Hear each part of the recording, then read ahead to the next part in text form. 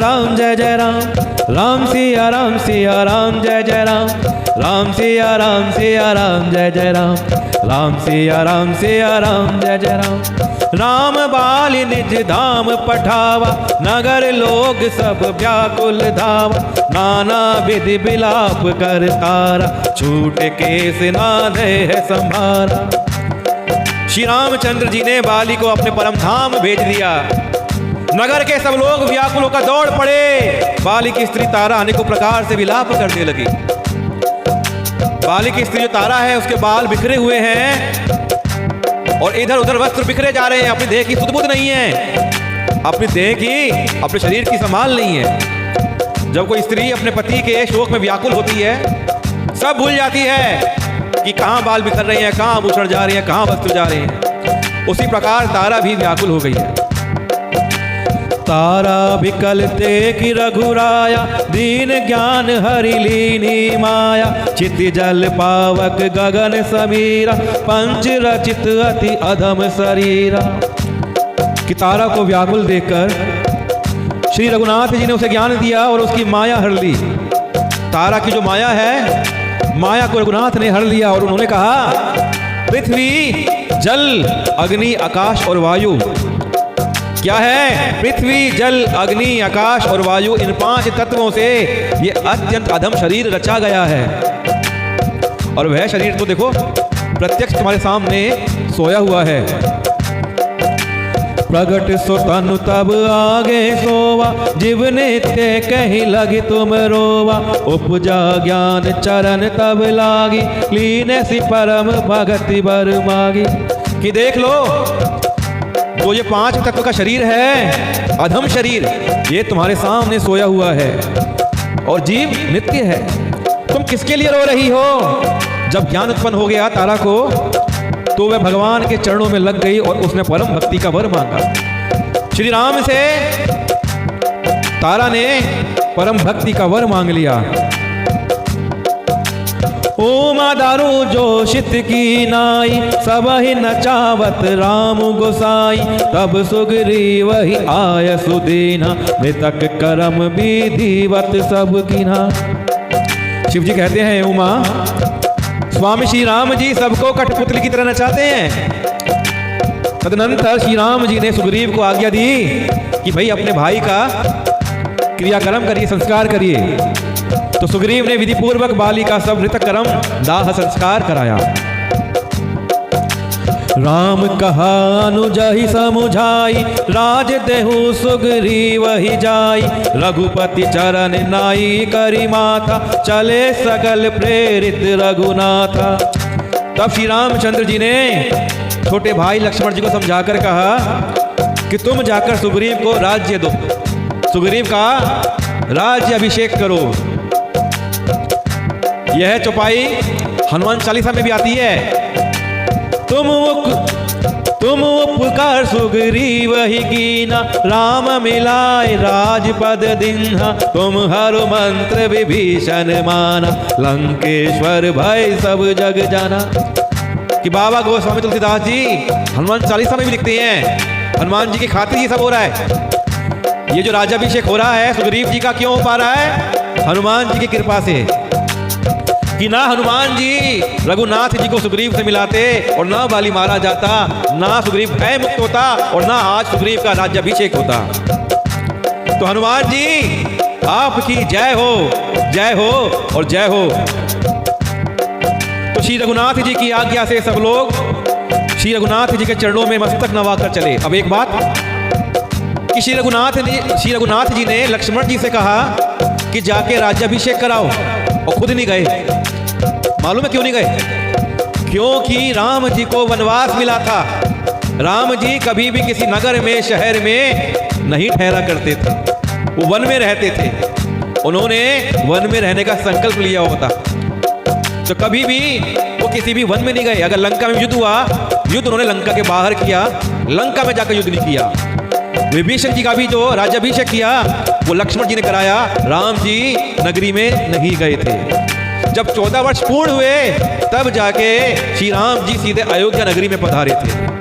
तो 14 वर्ष जो पूर्ण थे कंप्लीटली पूरी तरीके से श्री राम जी ने वन में बिताए थे।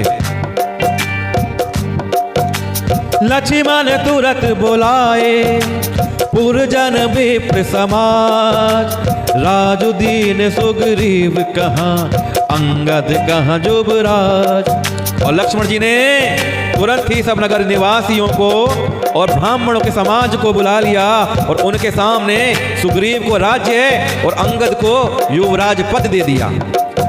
तो राजा बन गए सुग्रीव जी और युवराज बन गए अंगद जी।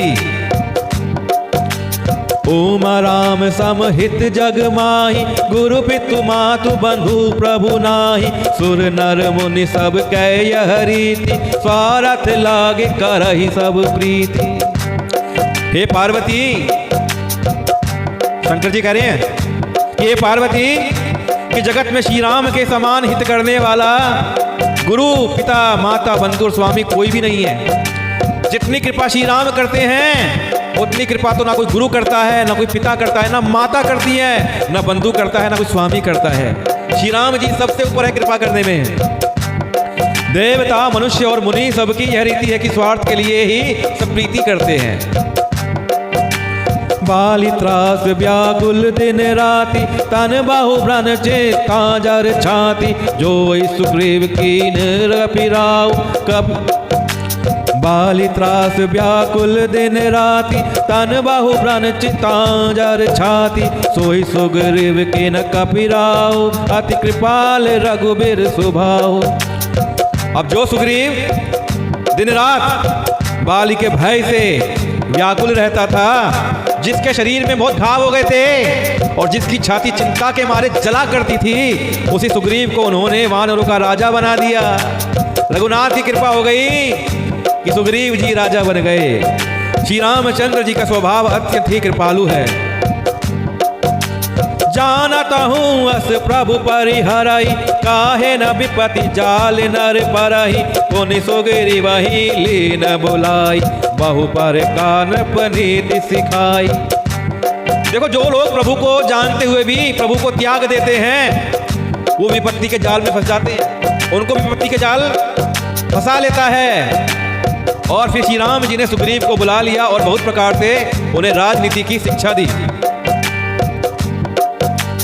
कहा प्रभु सुन सुग्रीव हरीसा, पुर न जाऊं 10 चारि बरीसा। गत ग्रीष्म वर्षा ऋतु आई, रही हूं निकट शैल पर छाई। और फिर प्रभु ने कहा, हे वानरपति सुग्रीव, सुनो, मैं 14 वर्ष तक बस्ती में नहीं जाऊंगा। मुझे मना है, मेरा वचन है कि 14 वर्ष तक मैं बस्ती में नहीं जाऊंगा। तो ग्रीष्म ऋतु बीत कर वर्षा ऋतु आ गई, अब वर्षा होने लगी। तब तो वर्षा भी बड़ी लंबी लंबी हुआ करती थी कि एक बार बारिश चालू हो गई तो कई दिन तक, कई महीनों तक वर्षा चला करती थी। तो कहते हैं कि वर्षा ऋतु आ गई है, अतः मैं यहाँ पास ही पर्वत पर टिक कर रहूंगा, मैं बस्ती में नहीं रहूंगा।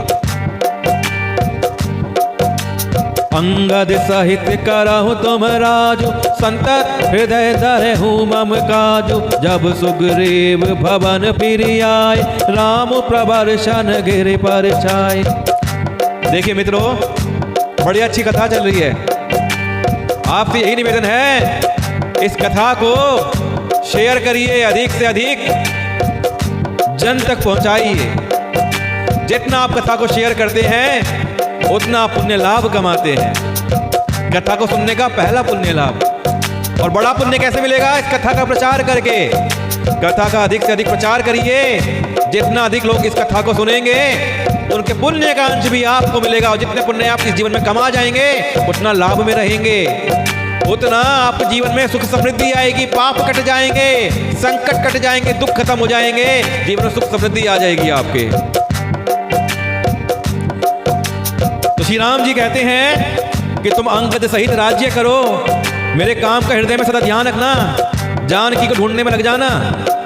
तदनंतर जब सुग्रीव जी घर लौट आए तब श्री राम जी प्रवर्षण पर्वत पर जा टिके। श्री राम जी प्रवर्षण पर्वत पर जाकर रहने लगे। प्रथम ही देवन गिरी गुहा, राखे रुचिर बनाई। राम कृपा निधि कछु दिन, बास करेंगे आई।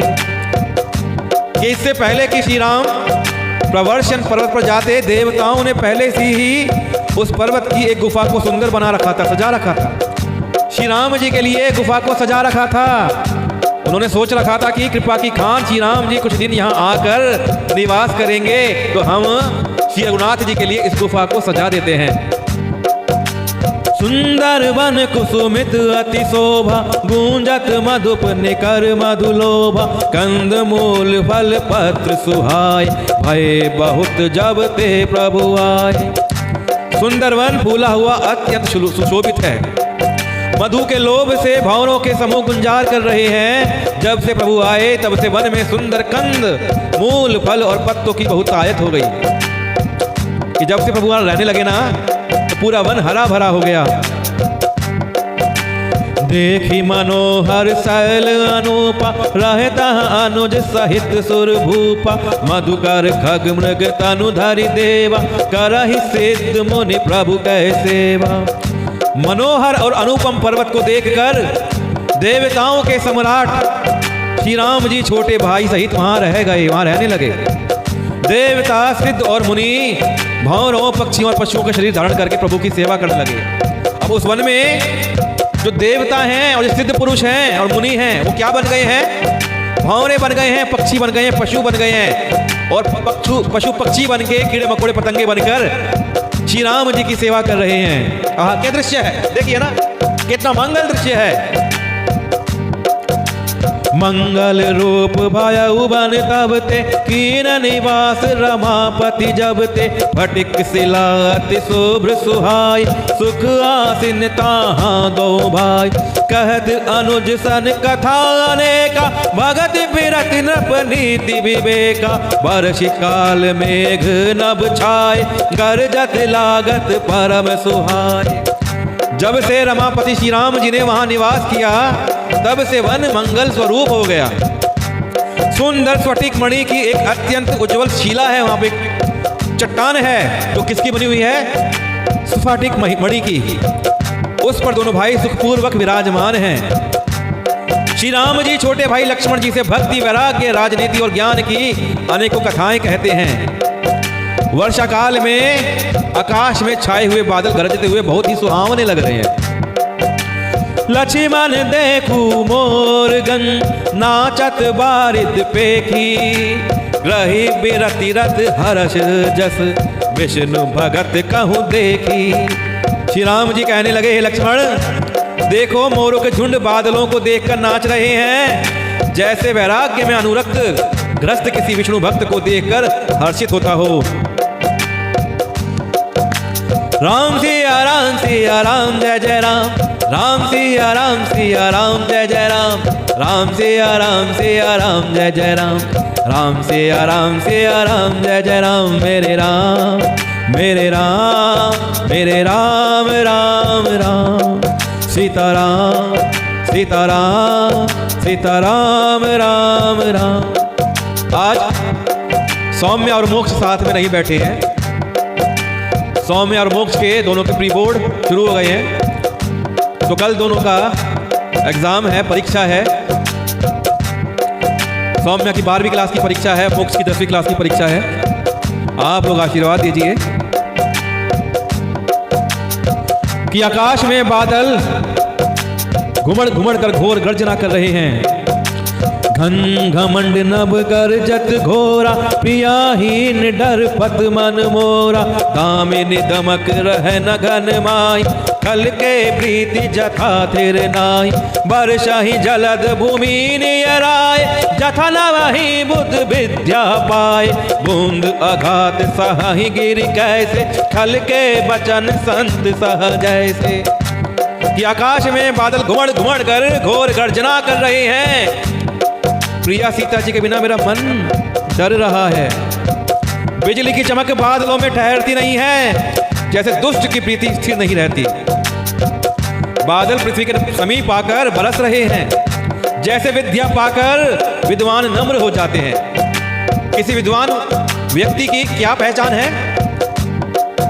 अगर विद्वान व्यक्ति विद्या पाकर अहंकार करता है तो वो सबसे बड़ा मूर्ख है।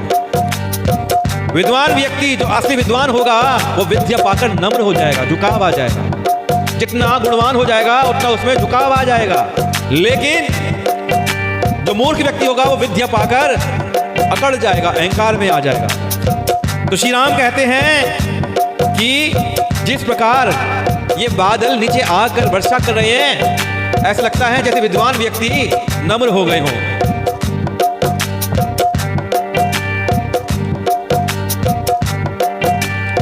और बूंदों की चोट पर्वत कैसे सहते हैं? कोई बूंदे जोर से पड़ती है ना बारिश की, पर्वत पर जोर जोर से बूंदे पड़ती हैं तो किस प्रकार लगती हैं? जैसे संत को दुष्ट लोग वचन देते, दुष्ट वचन कहते हैं, कड़वे वचन कहते हैं। क्षुद्र नदी भरी चली तोराई, 10 थोरे हुदन खल इतराई। भूमि परत बाटा बर पानी, जानु जीव ही माया लपटानी। समिटि समिटि जल भरहि तलावा, जिमि सद्गुण सज्जन पहियावा। सरिता जल जल निधि महु जाई, होई अजल जिमि जीव हरि पाई। कि छोटी नदियां भरकर किनारों को तुड़ाती हुई चल पड़ी, जैसे थोड़े से धन से दुष्ट इतरा जाते हैं। किसी को जब नया नया पैसा आता है ना तो संभाल नहीं पाता, इतराने लगता है। उसी प्रकार वर्षा होने से छोटी छोटी नई नदियां बन गई हैं जो किनारों को तोड़ती हुई चल रही हैं। जिस प्रकार कोई नया पैसा आने पे आदमी अहंकारी हो जाता है, इतराने लग जाता है, मर्यादा का त्याग कर देता है।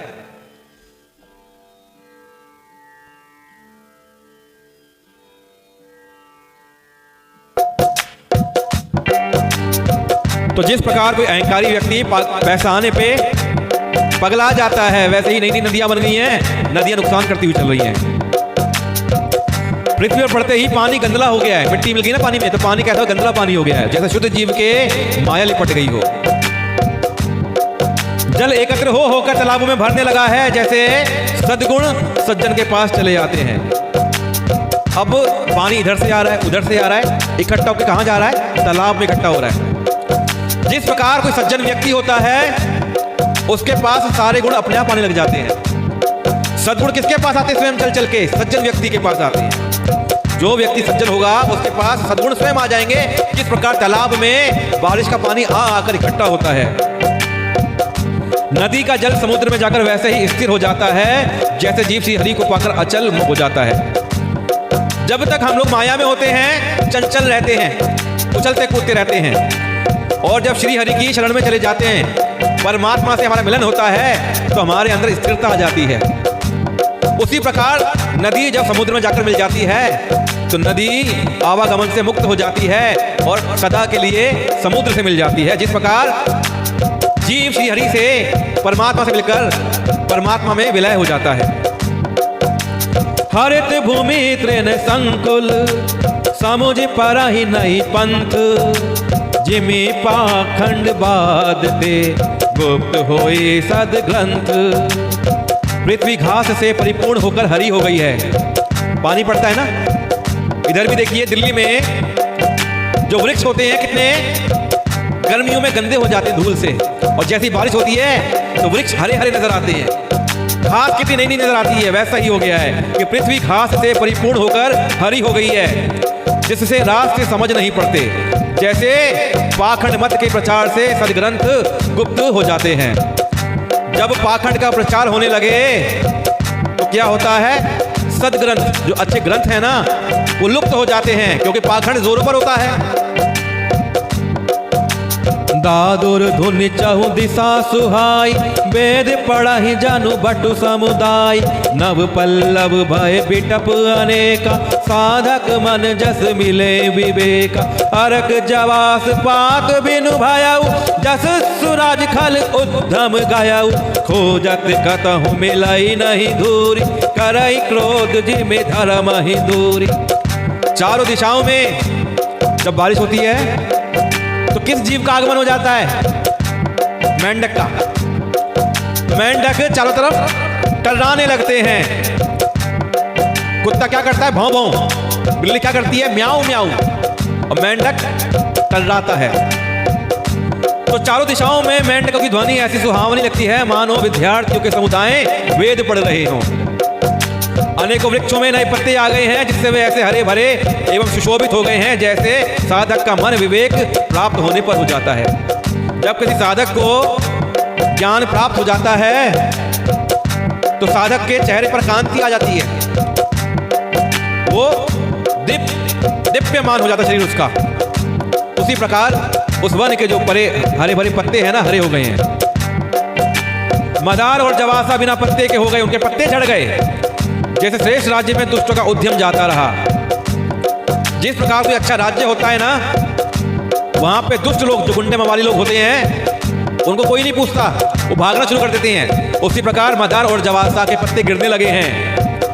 अब धूल कहीं खोजने पर नहीं मिलती है, सारी धूल धुल गई है। जैसे क्रोध धर्म को दूर कर देता है। अगर क्रोध आ जाए ना तो सबसे पहले क्या लुप्त होता है? किसी व्यक्ति को क्रोध आता है तो सबसे पहले धर्म लुप्त हो जाता है।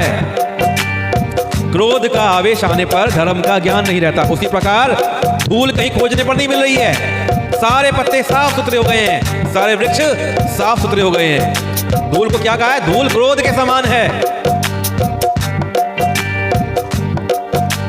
शशि संपन्न सोह मही कैसी, उपकारी कह संपत्ति जैसी। निशितम घन खद्दोत विराज, जनुदम बिन कर मिला समाजा। अन्न से युक्त लहलहाती हुई खेती से हरी भरी पृथ्वी कैसी सुशोभित हो रही है, जैसे उपकारी पुरुष की संपत्ति। उपकारी पुरुष की संपत्ति हमेशा सुहाती है, अच्छी लगती है और वो स्वयं बढ़ती रहती है। उपकारी पुरुष की संपत्ति रात के घने अंधकार में जुगनू शोभा पा रहे हैं, मानो दंभियों का समाज आज उठा हो। महावृष्टि चली फूटी कियारी, जिम सुतंत्र भय बिगरही नारी। कृषि निरावहि चतुर किसान, जिम बुद्ध तजहि मोहम्मद माना। कि भारी वर्षा से खेतों की क्यारियां फूट चली हैं, जैसे स्वतंत्र होने से स्त्रियां बिगड़ जाती हैं।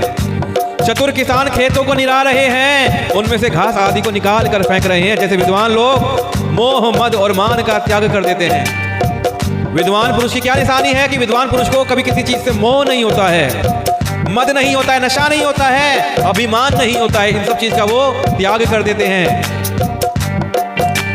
देखियत चक्र बाक खग नाही, कलहि पाई जिमि धर्म पराही। ऊषर बरसई तृण नहीं जाम, जिमि हरिजन ही उपज न काम। विविध जंतु संकुल मही भ्राजा, प्रजा बाण जिमि पाई सुराजा। जहाँ तहाँ रहे पथिक थकी नाना, जिमि इंद्रिया गण उपजे ज्ञाना।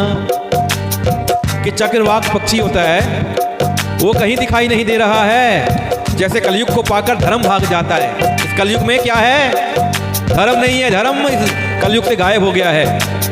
ऊसर में वर्षा होती है, वहां पर घास तक नहीं उगती। जैसे हरिभक्त के हृदय में काम उत्पन्न नहीं होता और पृथ्वी अनेक तरह के जीवों से भरी हुई उसी तरह शोभायमान है, जैसे सुराज्य पाकर प्रजा की वृद्धि होती है। वर्षा की ऋतु में नए नए प्रकार के जीव उत्पन्न हो जाते हैं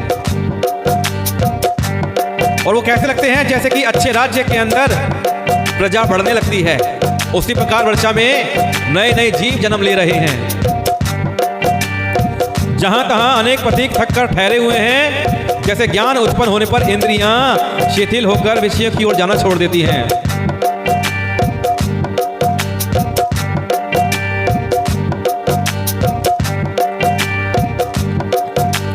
कबहु प्रबल बह मारुत, जहाँ तहाँ मेघ बिलाही। जिमि कपुत के उपजे, कुल सद्धर्म न साही।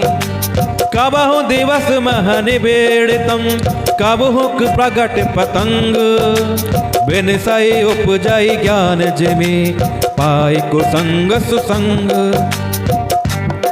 कि कभी बादलों के कारण दिन में घोर अंधकार छा जाता है और कभी सूर्य प्रकट हो जाते हैं।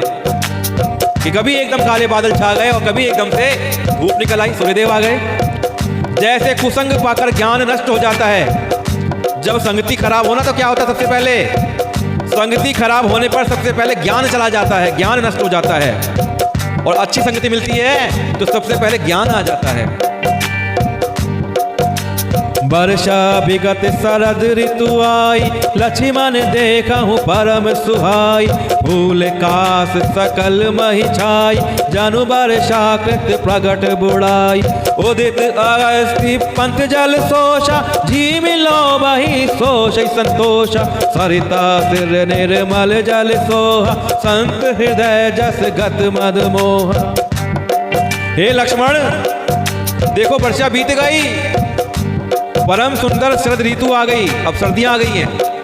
वर्षा ऋतु चली गई, सर्दियां आ गई हैं, शरद ऋतु आ गई है। फूले हुए कांस से सारी पृथ्वी छा गई। मानो वर्षा ऋतु ने कांस रूप से सफेद बालों के रूप में अपना बुढ़ापा प्रकट किया है। कांस यहाँ पे किसको बोल रहे हैं? पाले को। पता है पाला क्या होता है? सफेद रंग की महीन महीन ओस होती है जो गिरती है, और उस ओस से क्या होता है? पौधे सूख जाते हैं। कई लोगों को क्या होता है, कई लोगों के घर में जो लोग तुलसी माता को रखते हैं, सर्दी में तुलसी माता सूख जाती है, तो लोग पूछते हैं कि महाराज जी, सर्दियों में तुलसी माता हमारी क्यों सूख जाती है? पहला कारण कि अगर आप पानी देना भूल जाते हैं, अधिक समय तक पानी नहीं देते हैं, तो तुलसी जी सूख जाएंगी। और अधिक पानी दे देंगे, ज्यादा पानी दे देंगे, तो भी माता तुलसी सूख जाएंगी, गल के सूख जाएंगी। तीसरी वजह क्या है कि सर्दियों में रात को पाला गिरता है, कांस गिरती है। सफेद रंग की ये पतली पतली ओस होती है, और ये जब गिरती है तो पौधे को ढक लेती है और पौधा सूख जाता है। तो इसके कारण सर्दियों में तुलसी माता सूख जाती है। तो आपको ऐसे में क्या करना चाहिए? रात के समय सर्दियों में तुलसी माता को ढक देना चाहिए किसी कपड़े से, किसी शुद्ध वस्त्र से, चुन्नी से, चादर से तुलसी माता को ढक देंगे तो आपकी तुलसी माता नहीं सूखेंगी और आपको हरी भरी दिखेंगी और आपको आशीर्वाद देंगी। तो अपनी तुलसी माता को इस उपाय से सूखने से बचाइए, क्योंकि सर्दी का पाला बड़ा नुकसानदायी होता है, तुलसी माता सूख जाती हैं। अगस्त के तारे ने उदय होकर मार्ग के जल को सोख लिया, जैसे संतोष लोभ को सोख लेता है। नदियों और तालाबों का निर्मल जल ऐसी शोभा पा रहा है जैसे मद और मोह से रहित संतों का हृदय। रस रस सूख सरित सर पानी, ममता त्याग करही जिमि ज्ञानी। जानि शरद ऋतु खंजन आए, पाई समय जिमि सुकृत सुहाए। नदी और तालाबों का जल धीरे धीरे सूख रहा है, जैसे ज्ञानी पुरुष ममता का त्याग करते हैं। शरद ऋतु जानकर खंजन पक्षी आ गए। खंजन पक्षी क्या है? एक प्रकार का पक्षी होता है जो प्रवास करता है, सर्दियों में प्रवास करता है। जैसे समय पाकर सुंदर सुकृत आ जाते हैं। सुकृत मतलब सुंदर कर्म। जब समय मिलता है ना, तो आपके सामने क्या आ जाते हैं? आपके सुंदर कर्म आ जाते हैं, आपके पुण्य प्रकट हो जाते हैं। पंक नरेनु सोहो असि धरनी, नीति निपुण निप कै जसी करनी। जल संकोच विकल भई मीना, अबुध कुटुंबी जिमि धनहीन। बिनु घन निर्मल सोह आकाशा, हरिजन एव परि हरि सब आशा। कहूँ कहूँ भ्रष्टि सारथी होरी, कौए के पाव भगति जिमि मोरी। ना कीचड़ है और ना धूल है, कि सर्दी में ना तो कीचड़ हो रही है और ना धूल हो रही है। इससे धरती निर्मल होकर ऐसी शोभा दे रही है जैसी नीति निपुण राजा की करनी।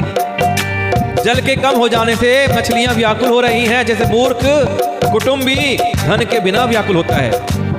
कोई कुटुंबी, कोई गृहस्थ व्यक्ति, और गृहस्थी में धन की कमी हो जाए तो धन के बिना वो गृहस्थ व्यक्ति व्याकुल हो जाता है। उसी प्रकार पानी की कमी होने लगी है और मछलियां व्याकुल हो गई हैं। बिना बादलों का निर्मल आकाश ऐसा शोभित हो रहा है जैसे भगवत भक्त सब आशाओं को छोड़कर सुशोभित होते हैं। कहीं कहीं शरद ऋतु की थोड़ी थोड़ी वर्षा हो रही है। सर्दियों में कई बार हल्की हल्की बारिश होती है कहीं कहीं पर, जैसे कोई विरले ही मेरी भक्ति पाते हैं। चले हर शीत जी नगर निप, तापस बनिक भिखारी। जिमि हरि भगति पाई श्रम तजहि आश्रमी चारे। शरद ऋतु पाकर राजा, तपस्वी, व्यापारी और भिखारी हर्षित होकर भिक्षा के लिए नगर छोड़कर चल दिए। जैसे श्री हरि की भक्ति पाकर चारों आश्रम वाले श्रमों को त्याग देते हैं। सुखी मीन जय नीर अगाधा, जिमि हरि शरण न एक बाधा। फूले कमल सोहो सर कैसा, निर्गुण ब्रह्म सगुण भय जैसा। गूंजत मधुकर मुखर अनूपा, सुंदर खगरव लाला रूपा। चक्र बाक मन दुख निसिपेखी, जिमि दुर्जन पर संपत्ति देखी। जो मछलियां अथाह जल में हैं वे सुखी हैं, तो छिछले जल में 3 हवा पानी सूख गया वो दुखी है, मछलियां व्याकुल हो रही हैं। तो गहरे जल की मछलियां सुखी हैं। जैसे श्री हरि के शरण में चले जाने पर एक भी बाधा नहीं रहती। कमलों के फूल ने तालाब कैसी शोभा दे रहा है, जैसे निर्गुण ब्रह्म सगुण होने पर शोभित होता है।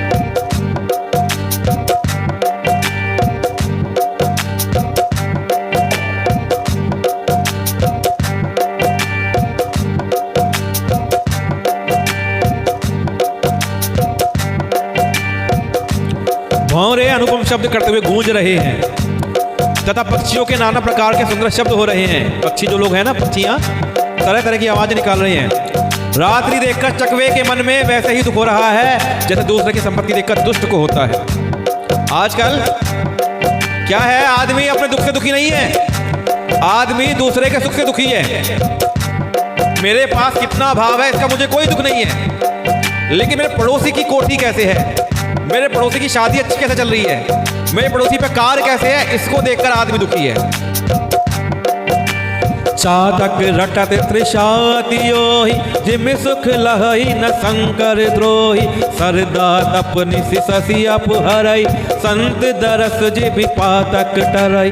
देख इंदु चकोर समुदाय, चितवहि जिमि हरि जन हरि पाई। मसक दंस बीते मित्रासा, जिमि द्विज द्रोह किए कुल नासा।